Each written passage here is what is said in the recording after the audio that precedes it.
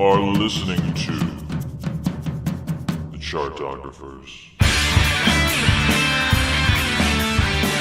Hello, everybody! You are listening to the Chartographers. I am your co-host and co-founder, Evan Sadi. You might also know me as an editor over at Pop Matters. Guys, I'm so excited to have you here. Our usual co-host and co-creator, Taryn O'Reilly, is not here for this one, but he will be back in others. Instead, we have two incredible guests that I'm so fucking stoked to have here. First off, the immortal, the classic Jon Sciaccotta, J.C. as he is known in certain circles as well. Say hello, J.C. Hello, world. I like how you have to bend into the mic. We can hear you. It's a mic. And this is how mics work. Hello, world. He is. You may have caught some of his video contributions and writing contributions on Pop Matters as well. And speaking of the newest member to the PM crew, Jon Harvey.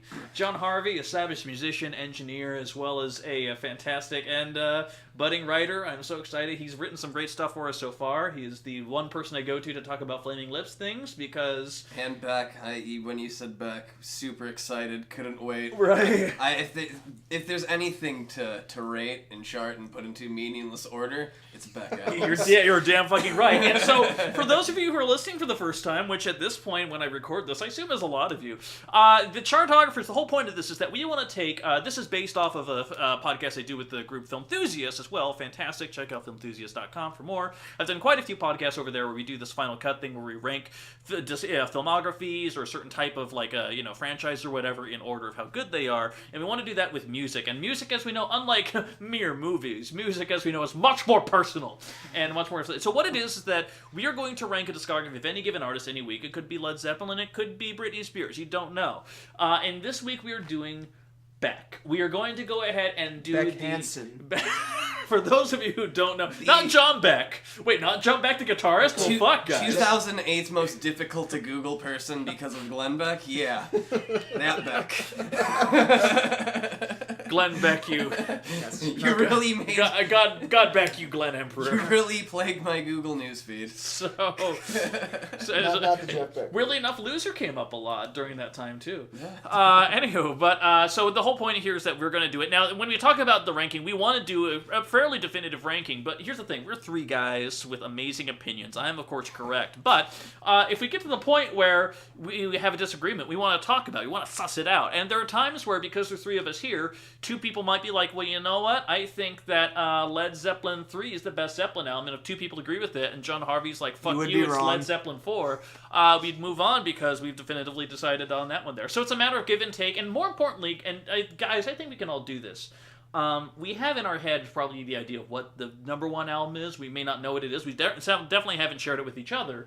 But potentially we will, we can at least concede a little bit there. Like, we can understand, like, maybe, like, we don't have to be stringently heels dug in, except in certain cases, right?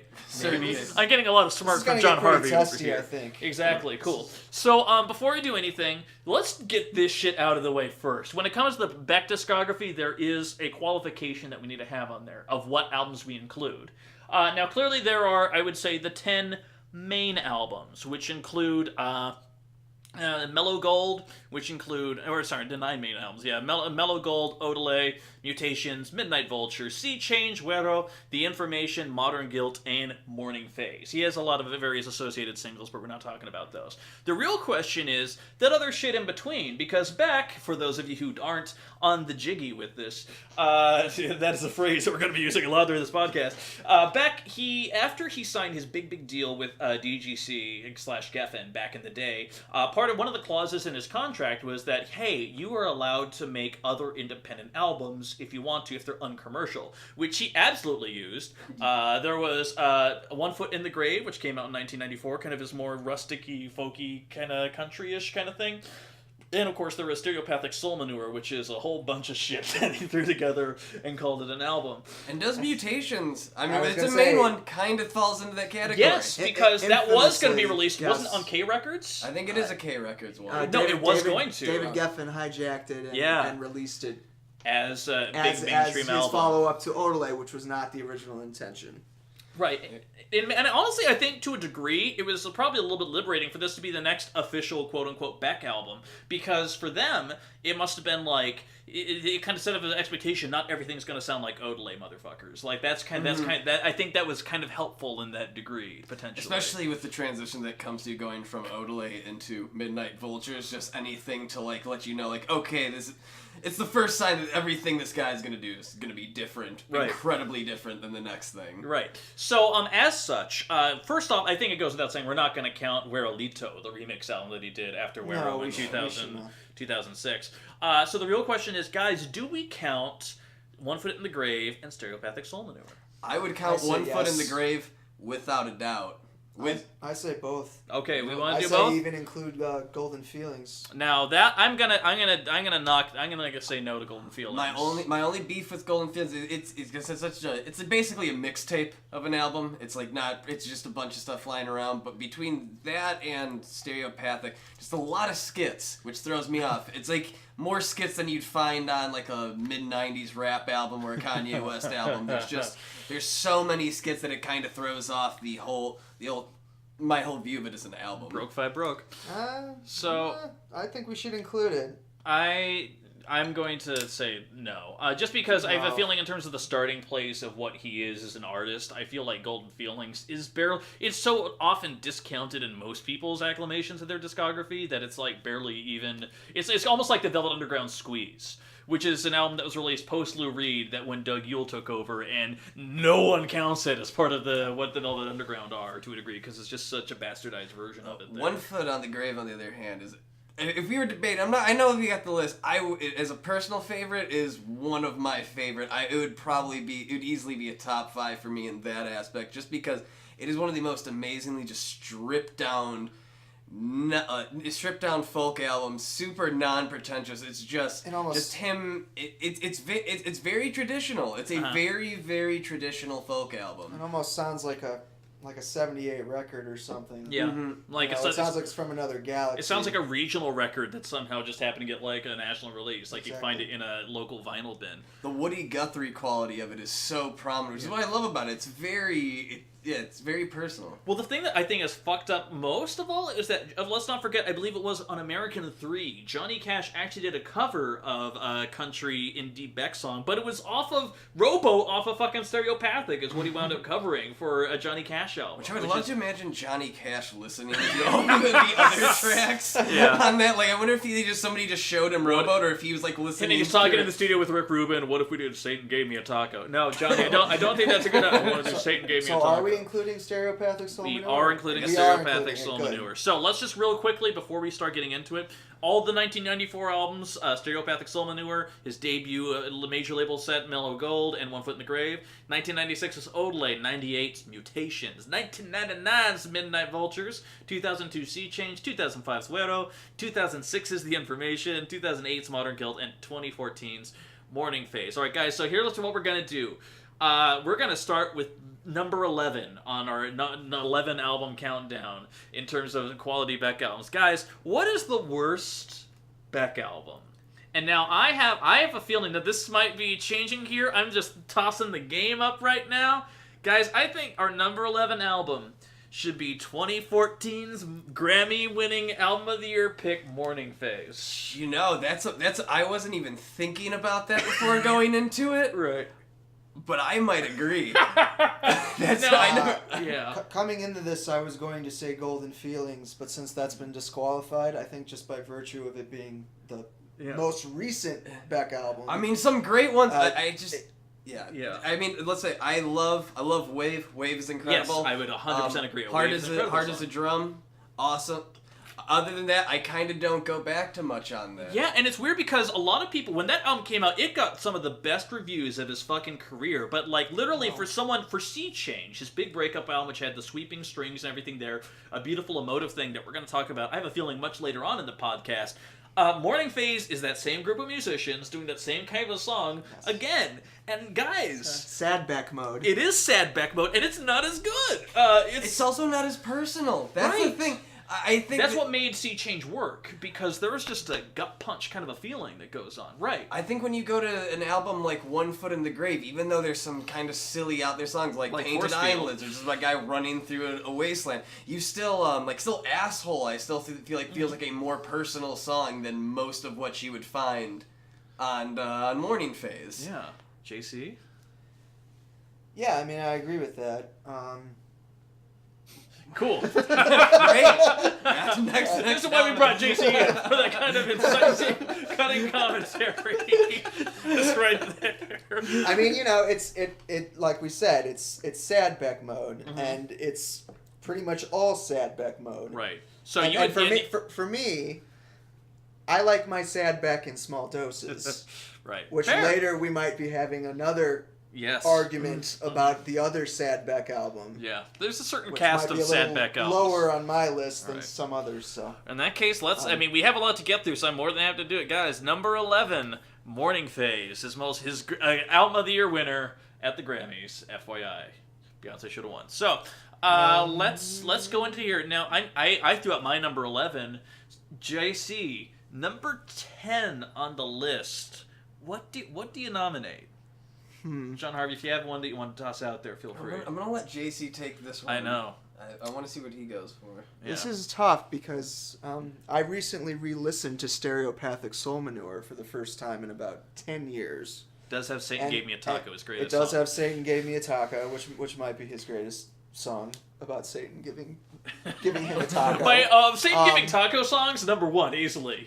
And I don't think my 17-year-old brain could really process that album, but I actually think I feel much better about that album now than I did back then. Mm-hmm. So this may come as a surprise, but I'm gonna say Mellow Gold. Oh, this is maybe where we gang up on JC. I'm going with The Information. Ooh. Oh, guys. You just started a war you can't afford, my friend. I'm not sure if you saw the length of this MP3 for this podcast. It's 9 hours long because of what happened just now. We are at odds. Okay, let's just talk about those albums individually for a little bit. So Mellow Gold was his first one. If you look at Spins, the alternative history of popular music, they have this great article about Beck talking about how he used to do his early coffee house gigs that usually ended up in breakdancing, followed by the phrase, genius was not immediately apparent. And I think it's very true. But Mellow Gold, the one that a lot of people probably know for his breakthrough song "Loser," it was a transcendental thing because it really was such an outsider weirdo song that gained such mainstream acceptance. And when people bought the album, guess what? There's a whole shit ton of weird that gets dropped in the middle there. I think also to use that insanely endlessly quoted spin quote about like the consolation prize to Kurt Cobain, which I hate that part, but I do still believe the point is that that Mellow Gold and Loser kind of represents like this dying off of grunge and going into all this weirder stuff. It's all very heavy alternative, and I think it's kind of like, oh, well, Kurt's dead, and now we got this kind of goofy guy rapping over his sitar. Yeah, and I think everything else kind of becomes a little bit weirder after that in the 90s Walking too. on Gilded Splinters. That's part of the reason why I don't think it maybe holds up quite as well. I mean, Loser is just so locked in the 90s. Well, Loser is obviously very iconic. I mean, it's one of the great singles of the 90s, and probably, I mean, it's certainly important. Yeah. In terms of it being an independent song. And I would argue there are other great songs on there. There is, of course, Beer Can. I love Beer Can a lot. I love Beer Can. One of my favorite songs, Soul Sucking Jerk. The genre of song, I hate work genre of song is totally, there needs to be more songs about hating work. Blink-182 and Beck can't be the only people capitalizing on this genre. But I know too many of my favorite songs I love, even though it's a really basic 3-chord. I love "Fucking with My Head." Yeah, is a great segue from Loser. What's the closer? Black Hole. Black. Whatever it's called. Yeah. Supernova. I can't remember. That's the one off. That's the one off of... Hey guys, we're going to totally cheat and check at things. Black Hole, yeah, Black totally Hole. right. Black Hole is one of my favorite Beck closers. Yeah. Motherfucker. Motherfucker. Nightmare Hip. Too many... I do really like Pay No Mind. Yeah, but then you also have Truck Driving Neighbors Downstairs. Steal My Body Home, which is a great song title. and not as memorable a song. I just feel like the album is really front-loaded. Yeah. For me. All right. Okay. So I mean, but that's that album there. It's iconic in its own way. Let's talk a bit about The Information, which was definitely a different kind of thing there. Now let's not forget The Information. That was 2006. That was hot off the heels of Wero, just kind of a surprise release. You have stickers on the album cover, which of course I love. But there was also one I remember. Wasn't it Cell Phone's Dead was the first song leaked from that. And it was just kind of much as how, like, Wero, before we talk about Information, we need to talk about Wero, because after Odelay came out, after this mishmash amalgam album, which is, produced by the Dust Brothers and just bended the idea of genre into such weird and unusual shapes that it was hard to anything to come out of it. He never really gave people, in many ways, that same satisfying, here's the follow-up to Odelay thing. Midnight Vultures kind of did, but it was also, Midnight Vultures is in its own universe, and we'll talk about that later. And I think for a lot of people, Wero was legitimately the, hey, you want a fucking sequel to Odelay? Here it is. The Dust Brothers. Exactly. He got with the Dust Brothers again.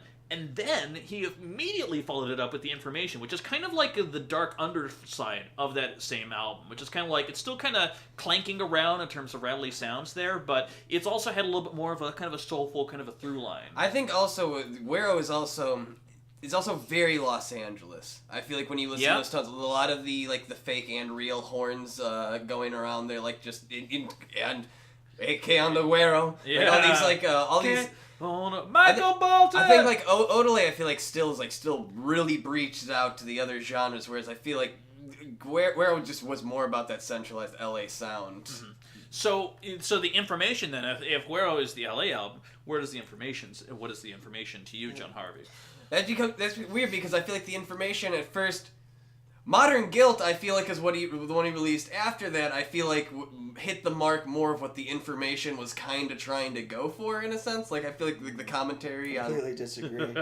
I don't mean like tonally. I mean like lyric subject matter. Like I feel like it's like trying to talk about a relationship with technology, and I feel like he doesn't really actually make statements on that. Yeah, and it's weird because I feel like there's kind of a pop sense to Information still. Like, it's dark and weird in some way, but I Think I'm in Love, you think about Nausea, I think about there are kind of a little bit more mainstream concession-y lyrics on that one there, which is interesting. But JC, you want to talk a lot about this. Go. Okay, well, y'all are wrong. Fuck all y'all. Be prepared to duck and cover, because The Information is actually in my top 5.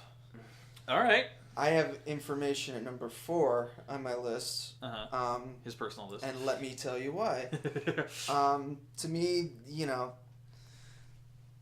let me tell you why. Long silence. It's so hard to distill. Yeah.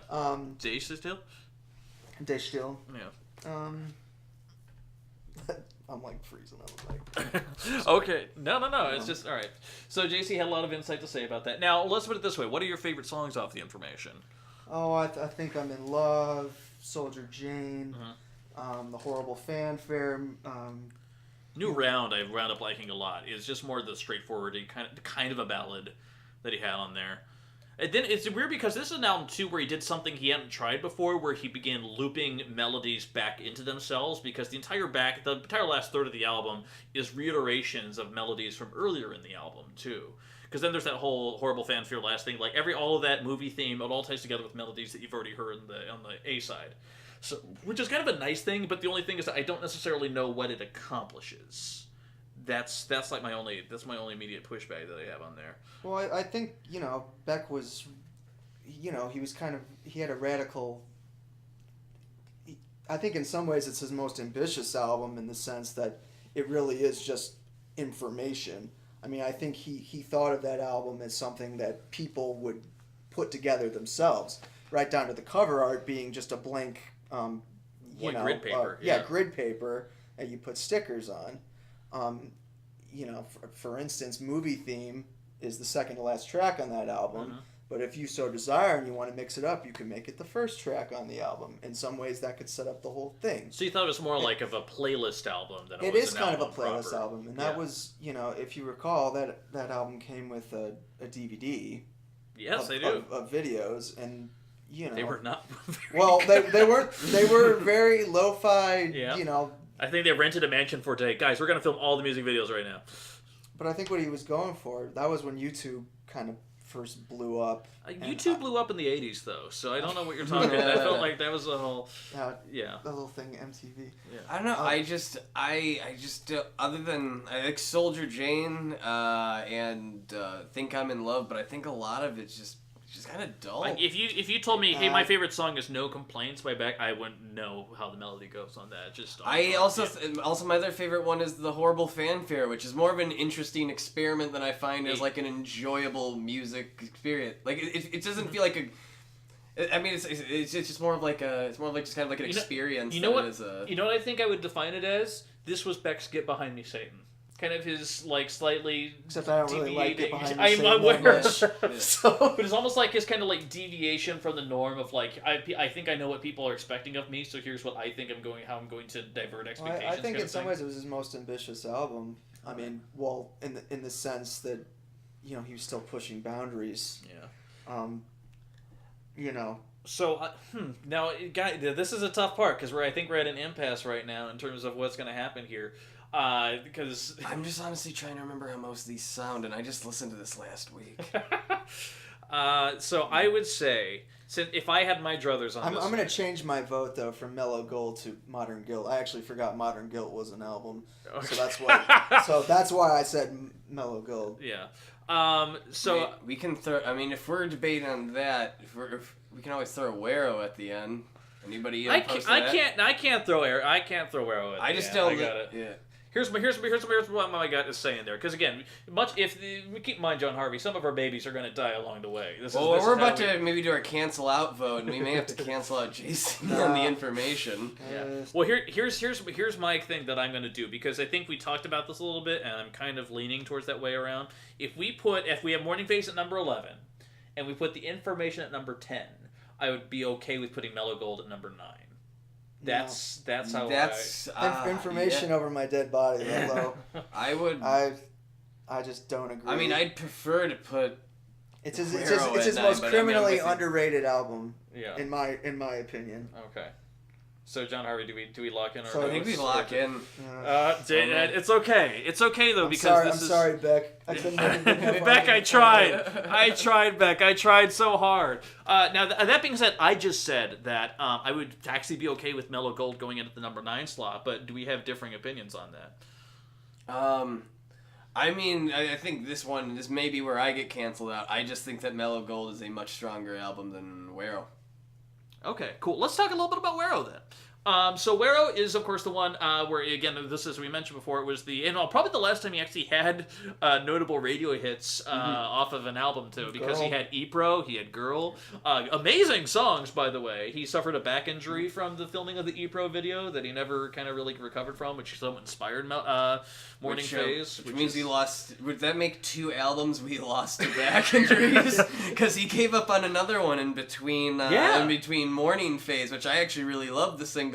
Between leading up to there. Yeah, I was actually just playing them for you. There was Gimme, and there was what's his amazing one? It must be what the I fuck Won't Be Long. Yeah, Won't Be Long. Yeah, is a great one. Yeah, that was 1000% agree. Are we including Song Reader in this? Hey JC, what's Song Reader? Do remind our audience. It's my version of Song Reader, where it's all done through farts, done through auto tune. It's completely different. It's all the songs. Don't worry about it. So Wero, here's the thing. We think about Ypres, we think about Girl, which are fantastic, but also I just felt like in many ways it was kind of an obligation to a degree of him kind of going back to that Odelay sound. But damn, I mean, I still think about Black Tambourine. I think about the weird Christina Ricci featuring song Hell Yes, and of course Rental Car, which has of course one of the best breakdowns he ever did, which turned into a Jewish singing duo, the Berry Sisters, as the sample source on that one. I discovered that on the random. But yeah, I feel like it's just overall, as much as people just kind of think like... one thing people don't realize, Jack White plays bass on... which one? Go It Alone? Yeah, Jack White plays it on either... on Go It Alone. I'm looking this up. All right, we're gonna get some hot Google action, guys. Get ready. Strap your boners in.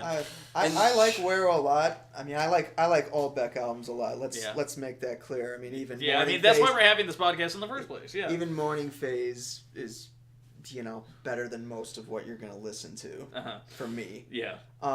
My misgivings about Wero. I really like the album. I think it's good, but I honestly think, he played it a little safe. I mean, it is Odelay too. Right, and there was one review about that breakdown of the Berry Sisters in Rental Car, which I talked about the unexpected breakdown that happens in there, which I think is true. He was almost playing a role to a degree.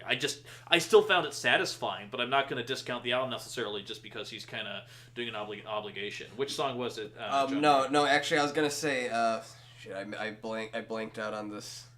You're talking. Oh, pulled the old JC. Oh yeah, but and similar to what JC was talking about. I feel like I love the majority. I love the majority of the songs on Wero. It's just that I don't think the highs are as high as you'll find. Whereas this is why I'm trying to debate between Mellow Gold. Whereas maybe you could say Wero might have more stronger overall. Overall, I just think that the highs on Mellow Gold get higher than the highs on Wero. Okay. So that's an interesting take to handle. So that being said, okay, so if we have all of that in mind then, if we go back to it there, what guys should our number 9 album be? And it was going on. So we came to the conclusion it was Modern Guilt, then The Information, which is wrong. Or not Modern Guilt. He's arguing right now Mellow Gold versus Wero. If we're doing that, I guess I would have to put the Modern Guilt after The Information if that's what we're doing, but we still need to talk a little bit about Modern Guilt. Okay, well let's talk about I confused Morning Phase with Modern Guilt. Sorry. Totally fair. Those M's. Yeah, but Modern Guilt was in, because that was his I think Jon Harvey and I are having this debate about Danger Mouse as a producer. Because first you think about Beck and Danger Mouse together, holy shit, that sounds amazing. And then they give this kind of gritty, moody, kind of like, 70s New York, black jean, boot cut kind of thing that's going on. I don't know why that's the imagery that comes to mind. Which actually, in a weird way, though, I think that Modern Guilt maybe is actually like one of his second most personal albums. Like, you want to, actually in terms of relating the lyrics back to himself. Yeah. Well, he wound up, the lead single on that was Chemtrails, which was this moodier, kind of brooding kind of thing that happened on there. But then they also have Profanity Fairs on Volcano. I think Youthless is his fucking most underrated song on there. That is a badass fucking rocker. I also agree. My opinion for underrated song would be Replica. Oh yeah! Replica. Oh yeah! I think Replica is one of the underrated Beck songs ever. Just the weird. I think that really throws back to his Odelay period. The drum programming going on that. It's like really, in a weird way, such a throwback to what he used to do. Cool. Yeah, and it's one of those things where I still think, weirdly enough, this is one of the worst opening stretches, I have a feeling, because I don't think fondly of Orphans or Gamma Ray. Those don't do a lot I used to love Gamma Ray, and then after, I think it's because it was kind of early on in getting to know Beck. And so, like, I used to love it, and going back, you're totally right, it just doesn't hold up. Right, it's like moody. It's not as interesting as any of the other stuff that he did. It's actually probably his safest song he ever recorded, definitely as a single. Yeah, yeah, definitely. And so it's just, and I could appreciate what he was going for. I just feel like there's more, but that's an album where I feel like less so than the actual tone as much as I feel like there are gems on there. I'm not sure in terms of like a satisfying album experience that we have. That's my push on there. So, and also we talked about the last time either me or you ever enjoyed a Danger Mouse production album. because he's a shitty rock producer. Let's just get that out there. Danger Mouse sucks at producing rock songs. I understand that's what he wants to do, and he doesn't want to be known as the sample guy post Grey album, even though the greatest thing he ever did as a producer was DM and Gemini, the album he did before the Grey album back in 2003 or whatever. That was amazing, by the way. Which also kind of explains why the Good, Bad, and the Queen was actually a lot better than most of it, because Damon Albarn definitely doesn't stick to just a very pure rock and roll style. Absolutely, right. Now, JC, you were going to say something about Modern Guilt. Going off what you were saying about it being sort of weak, quote unquote, at the start. Yeah. I mean, that's my big problem with it. It sort of failed to make an impression on me at the time. Mm-hmm. It's an album that I definitely had to discover later on, even though I bought it. And even though we're kind of probably about to put it low, I think was actually kind of an underappreciated album. I know we said it's not perfect, but I think that some people thought at the time, I think certain reviewers threw it out Beck, he's not coming back. We've lost him, especially if you weren't in.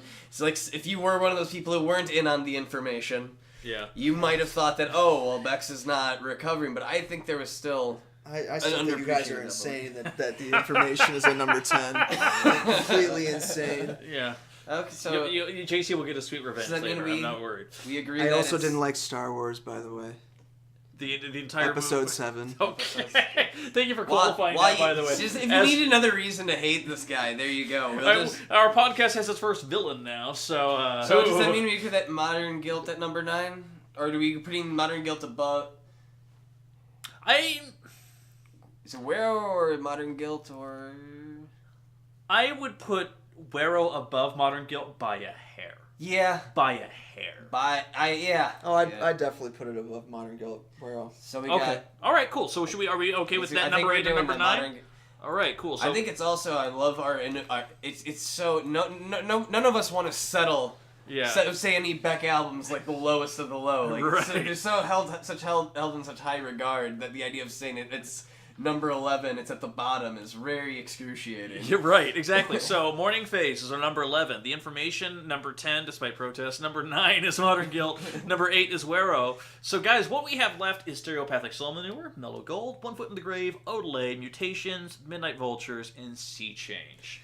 Mellow Gold. Mellow Gold, I Is it? agree. I got it. But I'm sorry. At this point now, Oh, like okay. it's just. Well, I'm beat. I mean, I would be a jerk and say Sea Change, but I'm beat. You're listen. If you I thought I was going to be rough on Sea Change. Before that sentence, I would have been a little bit more sympathetic to this Mellow Gold thing. But after that sentence, fuck off. No, Mellow Gold. JC and I have locked it in. Mellow Gold is going at number 7.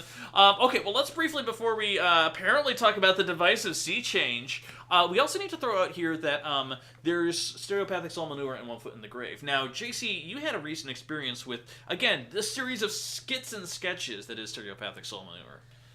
Well, as any hardcore Beck fan would tell you, Beck's, we all are. Beck's origins really were as an outsider artist. Yeah. And I think Stereopathic Soul Manure actually is very reflective of those origins.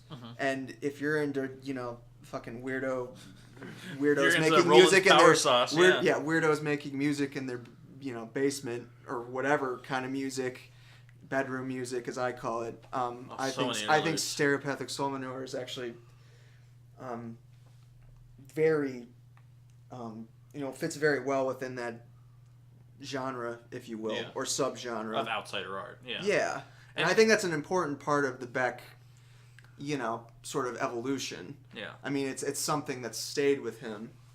And that's also around the time that he started writing songs like Pink Noise, Rock Me on the Dais. Also, like, I think it's also just so. It's such a weird freaking record. That iconic sense of humor just is like is where it all starts. Like, but like just even like today was a fucked up day. It's just like in a weird way. It's like it's a very this thing. It's very basic. Just him clanking at a guitar over like this horrible fidelity recording. But that's kind of like what it's all about. Like if you want to talk about like Pay No Mind, like the chorus for Pay No Mind, or Fucking With My Head, like the weird simplicity of all the Beck songs. Like, one thing, so the thing about almost every Beck song, especially in the later parts about, like, Odelay, it's typically a bunch of very simple parts that come out to form something seemingly very complex. But if you strip it down, you'd find that guitar riffs are maybe like 4 to 5 notes.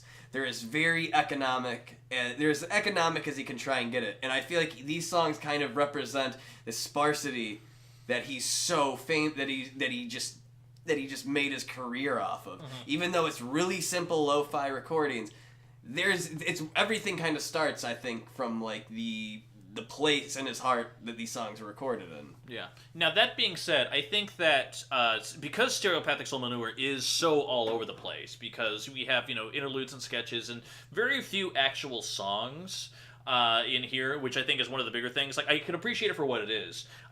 At the same time, for me, I have to put this at number 6, personally, because after we've laid waste to Modern Guilt, Wero, and Mellow Gold, I think as a document, it's a fascinating one. I use so many of those songs as interludes on so many mix CDs to confuse people, and it makes me very happy to do that. But that's some of the larger things I call out of it. Also, Satan gave me a taco, the greatest thing he ever did in his life. Do you want to retroactively slip it underneath Wero, or? Listen, we already decided on these right here. I'm okay with throwing it at 6. I think it should stay at Of all the remaining albums, I think it should definitely be 6. I think it's a surprise. I mean, Or here's the thing, 666. guys. We put Stereopathic Soul Manure has songs like "Today Has Been a Fucked Up Day" and "Jägermeister Pie."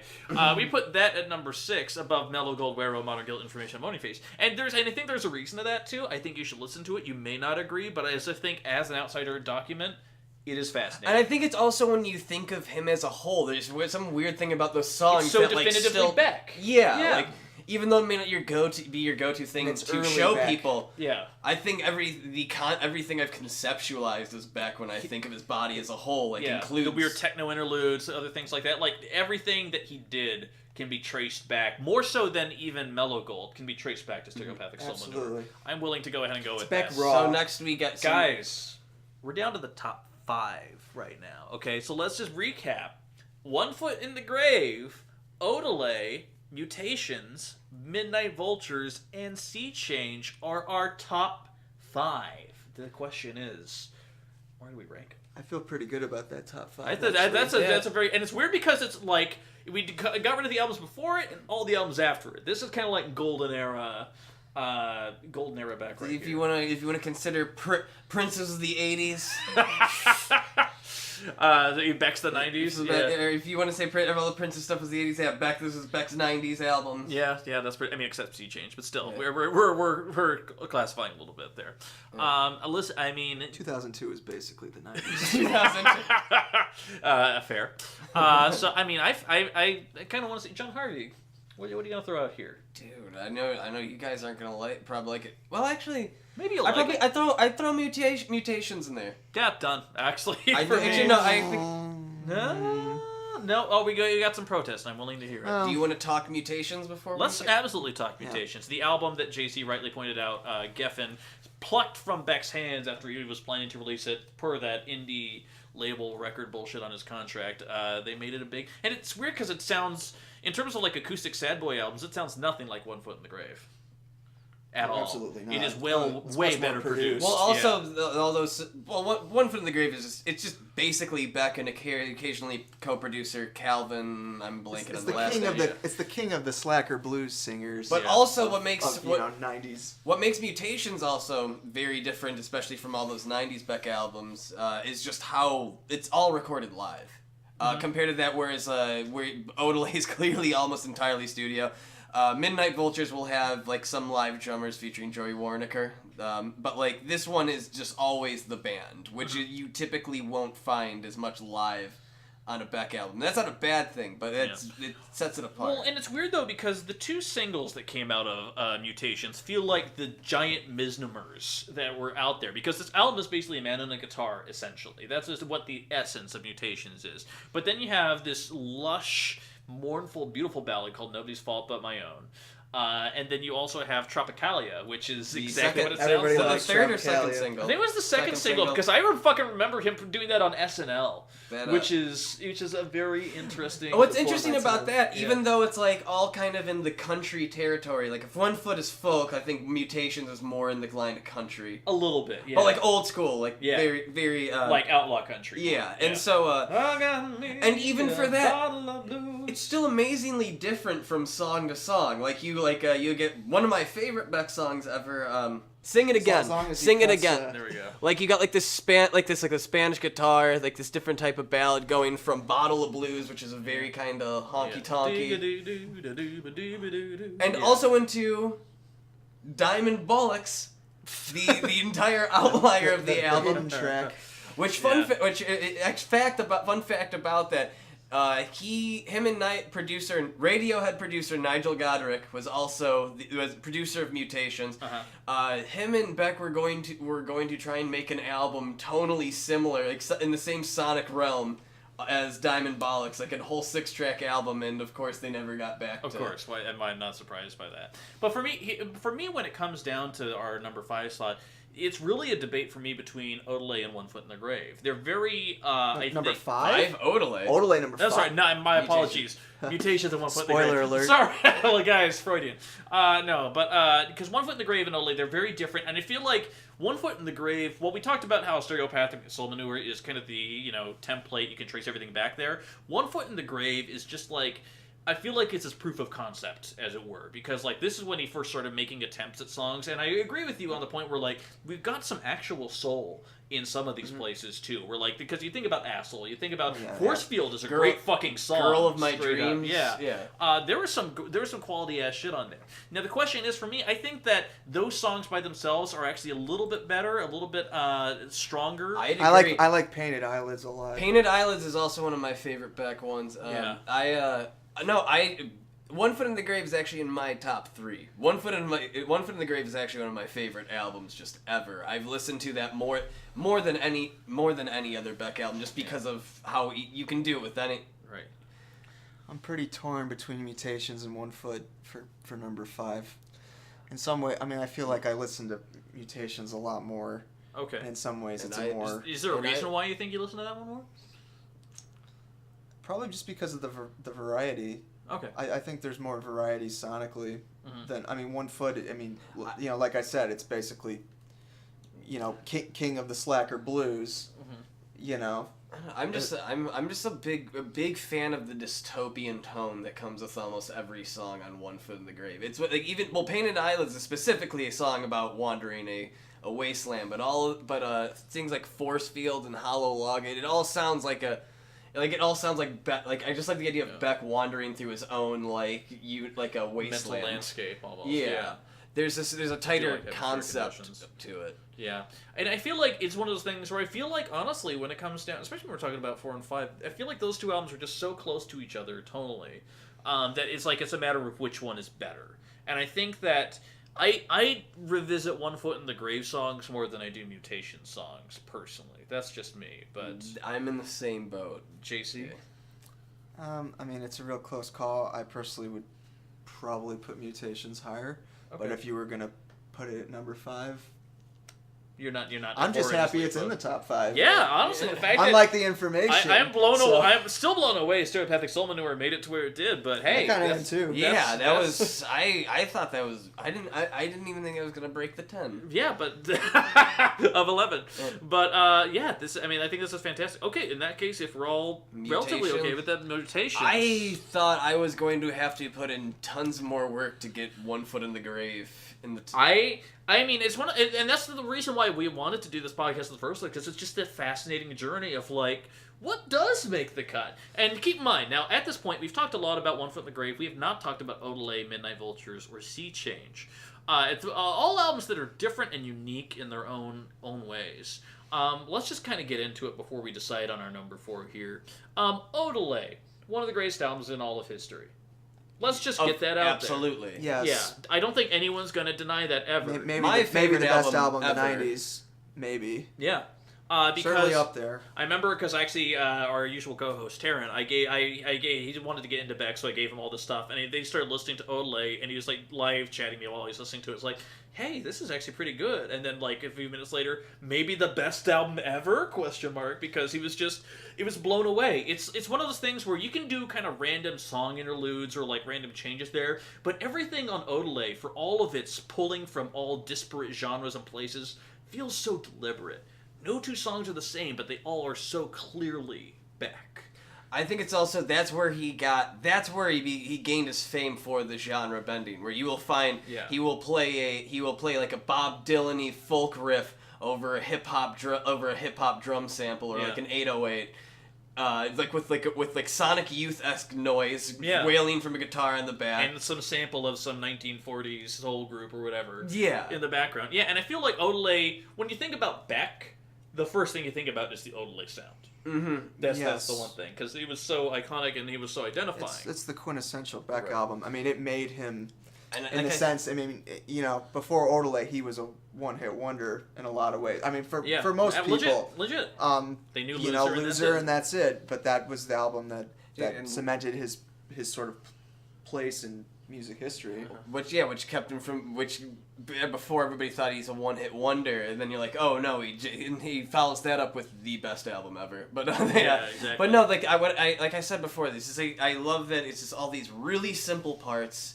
Like what blew my mind and actually even got me into just playing guitar, because I didn't even know you could make a song this easy. That the opening riff to Devil's Haircut is just E A E. It's all open. E A D E. E80. Yep. You can play it with one hand. You don't need a left. You don't only need one hand to play that riff, and it's a riff. So it's one of those rare riffs that when you hear 3 seconds of the song, you know exactly what you're listening to. One of the best qualities I think you can have. A great album opener for sure. And now, similarly, Midnight Vultures was unlike the Dust Brothers. He kind of produced himself this very, very Prince-inspired, techno-futuristic throwback soul funk sexcapade of an album, which is just so fucking good. I think about a song like Sex Laws as arguably one of the greatest singles he ever released in all of history. It was bizarre, it was crazy, but then he also, he threw enough weird in there, but also threw up enough heart in there as well. Deborah is the greatest Deborah's Prince song Prince never wrote. Also, Deborah has one of my favorite Beck line, just towards the end. I think, "Lady, step inside my Hyundai" may be one of the most honestly weird, like, uncoolly cool, sexy lines you could have. It's honest. It's like, okay, you got all these rappers that are like, oh, you get in my Mercedes, Lex, get all these cars, and that's like, for me, like, that's what I love, how cool that makes me feel in a weird, because like if you're like if you're born as broke as Beck was back in the day, like I just get it. There's representation for us people that are just driving shitty cars. The idea that like, hey, step inside my Hyundai. Also, Nicotine and Gravy. She looks so Israeli. Milk and Honey is a great track. Yeah, one of my amazing sample. Can you also some of the best weird like Soviet samples across there. Can you tell me how to get to the Soviet embassy? There's and even then like Pressure Zone was fun as well. Like there's kind of like the Broken Train, Milk and Honey, Beautiful Way. That's kind of a little bit of a drag down, but not too much even for me because so much. I love Milk and Honey. Yeah, love that. No, but also Johnny Marr of the Smiths fame plays guitar in Milk and Honey. Beth Thornton sings on Broken Train. Beautiful Ways. Also, Hollywood, Get Real Paid is just one of the funnest things he ever did. That techno kind of crowd work. Also, this is when I think when you start to learn about Beck's love for designer jeans. Lots of Sergio Valente shout-outs. And I feel like, because you got to keep in mind, Beck has been nominated for Album of the Year 3 times at the Grammys. Although he won for Morning Phase, as we discussed, which is weird, I feel like the fact that he was nominated for both Odelay and Midnight Vultures speaks to something in terms which of is surprising. For and Midnight the fact that they Vultures. knew what the fuck Midnight Vultures was is amazing. Because at the time, I don't think it was very well received. That was my first Beck album, by the way. That was the first. I remember we were actually traveling. I was in California at the time, and I wound up just like at a store, like, I like that Sex Laws song, and I got it, and it just changed so much of my brain around. Do you guys remember if or know if it was? I don't think it was very well received. I think it depends on who read it.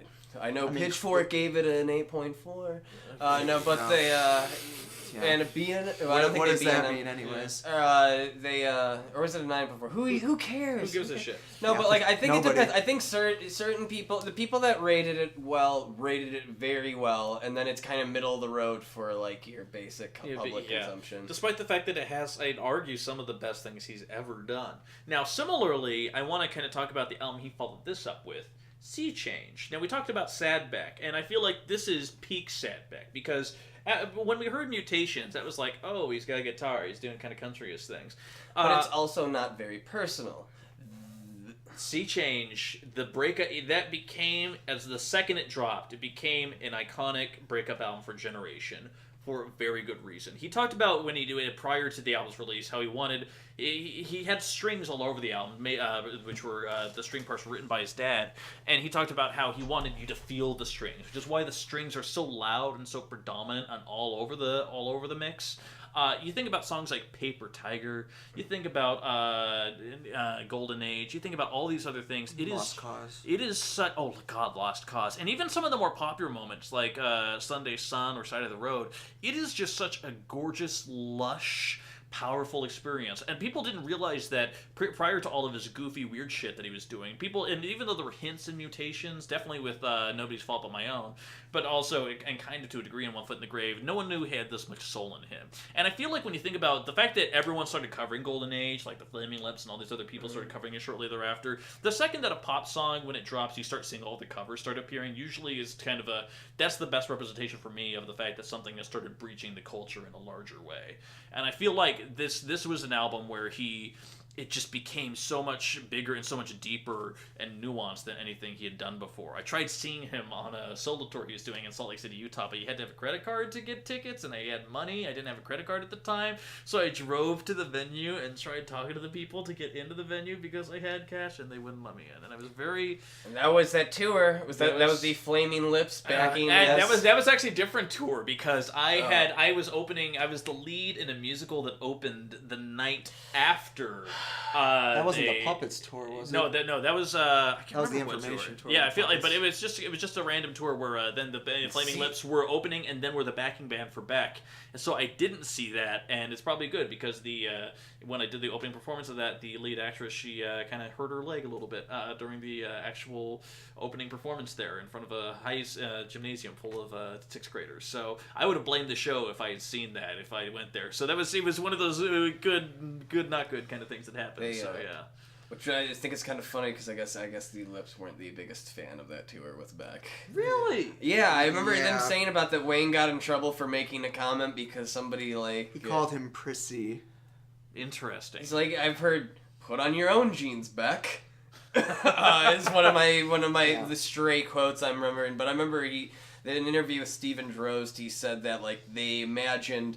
When they talked about it, he imagined they'd be like buddying up and they'd be jamming after shows and doing all this stuff, and I guess it was very work. Yeah. And like they got done, and it's like, here's the songs come out, which yeah. Hey, remember the time they interviewed Wayne Coyne? Yeah, that was amazing. That was awesome. I just want to drop that out there. Hey, all right. So anyway, so these are the back to the list here. So as such, when we talk about what was number 4? Well, here's the thing. So we were talking about Odelay and Midnight Vultures are kind of the pinnacle Beck sound. One Foot in the Grave and Sea Change, less so One Foot in the Grave, but are kind of the sad Beck sounds. I don't understand how he can put anything but One Foot in the Grave at number 4. I'm not going to win it, so I'll do it. Yeah. One Foot in the Grave. It's... Okay. Yeah. All right, so well, I mean, at this point, I'm just debating personal preference. I think Sea Change definitely has the cultural impact above... Sea Change is a much more accomplished record. Yeah. So guys, number 1, 2, and 3. Got our top 3: Odelay, Midnight Vultures, and Sea Change. I mean, I think you already know what I'm putting in. JC, what do we put at number 3? Oh, Sea Change. Definitely. Okay. You know, like I said, I mean, sad Beck is a Beck that I personally prefer in smaller doses. Yeah. Sorry. You know, I just think, you know, Odelay and Midnight Vultures are, you know, better records. Yeah. I mean, if I, you know, was going to a desert island, I would be wanting to party to Midnight Vultures and not to, you know, hang myself to Sea Change. Let's put it that way. My personal opinion From a coconut tree. And I'll have you guys tell me I'm wrong. I just find my opinion is that delete all this. Sea Change is it's very front loaded for me, at least in terms of my favorite songs. And they're like, I love the first half of that song, and the second half is good too. But I'm totally blown away by the first 6 songs, and then I feel like I'm not blown away until the closing track again on Sea Change. Yeah. No, I think that's fair. I think it just comes down now to Midnight Vultures versus Odelay.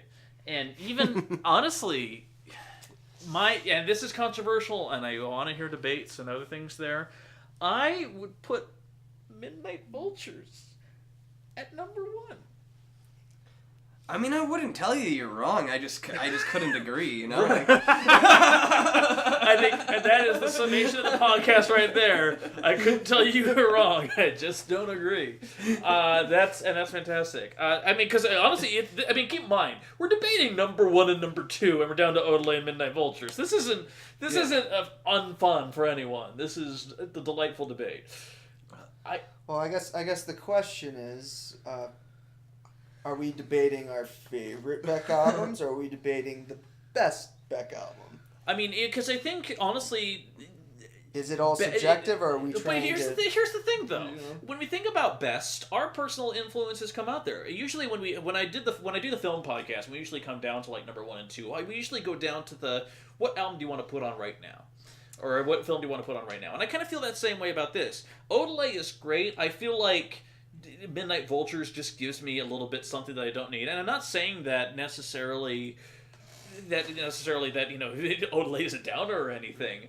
But after exploring that space so many times in my headphones and knowing all those nuances, and still to this day being surprised by it, Midnight Vultures I always hear something new on that I've never heard before. Where Beck he went in the studio and he just put his fucking weird, crazy, fucked up, perpetual boner neon soul in there. And it just came up with something completely different. But I'm willing to Like his Magnolia in some ways. Well, also the thing you're debating is that, like, also, you're debating that Midnight Vultures is the perfected recording and mixing technique and, like, writing technique of Odelay. Like, Odelay, it's very rough. You can't but there's an appeal to that, too. It's part of its charm and what makes it. And then what comes with Midnight Vultures, everything he spent 3 years learning how to do in a studio for Odelay, like, he just perfected it on there. So, like, it's similar techniques. It's just what are you looking for when you listen to that? Well, John, what's your? I mean, I'm going Odelay number 1. I can't. It's my favorite album of all time. And I think I could. And that aside, I still think there's tons of reasons why I could debate till the end of time. It's the best album ever. Yeah. So it's down to me, huh? I think so, which is great, which is fantastic. So, JC, I want to put this out there. If you could just kind of verbally walk us through your thought process here when it comes down to deciding if it's between Midnight Vultures or Odelay. Well, here's the way I feel about it. All right. Midnight Vultures, I listen to Midnight Vultures more than any other Beck album. You know, I love the funk. Yeah. I agree with you. I agree with you that I always hear something new. I mean, and that's saying a lot considering Odelay. I mean, you know, in terms of its production, is incredibly layered. That he outdid himself in that regard with Midnight Vultures. At the same time, I feel like, you know, going back to the desert island, you know, analogy, I feel like I would be robbing the world of Odelay if I decided to take Midnight Vultures to the island instead, no matter, you know, how much fun I would have dancing. Mm-hmm. Oh God, this is awful. This is like your Sophie's Choice moment right now. This is the Sophiest. Sophie ain't got shit on me. The Sophiest. This is brutal. My personal favorite is Midnight Vultures, but if we're rating the best Beck albums, Odelay is one of the greatest albums of the 90s, one of the greatest albums ever made. It's his masterpiece, in my opinion. Sissy Neck is my favorite Beck song. Yeah. So that came on. So I think. All right. I think we have it. So, Evan, what is your favorite Beck song before we do what you? Same gave you the taco, right? I mean, that's fucking amazing, though. God! Oh, don't throw that question at me. Don't throw that question at me. I'm self-reflecting, and now I'm having a panic attack trying to think of my own answer. Motherfucker! Jesus Christ. Motherfucker's your favorite person? No, Jesus Christ is. You know that. It's, for me, the ones that immediately come to mind when you ask me this question are Paper Tiger, Nobody's Fault But My Own, Sex Laws, Deborah, all of Odelay, I want to say, but probably New Pollution, Beer Can. These are ones that all immediately jump to mind when I think about somewhere between Devil's Haircut, Deborah. He's a mighty good leader. Yes! I'm not even really. No, you're totally right. It's a mighty good right. one. And give me a taco. New Pollution and throw another one. Oh, Guess I'm Doing Fine. Oh shit! Fuck, that's a great one too.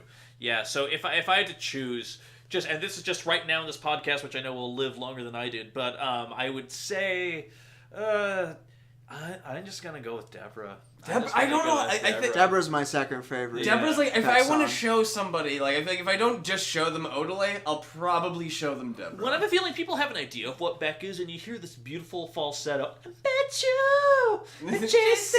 Penny, like that is. And also, I remember putting this on a mix CD for my mom, and I remember she was like, "Well, honey, I really like the song. It's just the lyrics are just very odd. You know, she wants to do his sister too." Like, you know, I'm like, no, Why it's not? a whole, exactly. Suburban Casanova, Beck Hansen. Just, dude, his lyrics are too many funny lyrics. Too Right. many really amazing. And I feel like, although it's funny in Deborah, it's still weirdly Sexy. soulful. Yeah, It's like I said, it's yeah. honest. Like when even though it's like hilariously kind of dumb line saying, "Lady, step inside my Hyundai." Yeah. It's from a real place. Right. It's from when he takes you to the Zanku Chicken. So guys, if you wanted to start, if you for some reason had no idea what Beck is, why are you listening to this podcast? If you somehow had no idea what Beck is and you got to this part and were like, where do I start? We would go with our trilogy of Sissy Neck, Deborah, and Devil's Haircut. New Pollution. Or New Pollution. One of the two. Devil's Pollution. Devil's Pollution. New Haircut. You go to those, and that'll give you the But exact there's songs idea. like Minus and Novocaine, and where does it end? It I doesn't know. end, Evan. I know. It doesn't- I think I'm in Love, honestly, is probably another one I'd have to put on there, too. And I really enjoy that. Go listen to the information, I'm telling you. All right, so guys, since we just released this, I obviously know what format we're posting this on. Yeah. Guys, if please leave comments below and let us know what your ranking is. Let JC know. Tell us why if we're he's wrong. right. Yeah. Let us know we're Tell wrong. JC why he's wrong, because that's what I want to know most of all. He will fight you with the knife. It'll be fantastic. But hey, this is the Chartographers. Thank you so much for listening, and we're going to go head out. See you next time.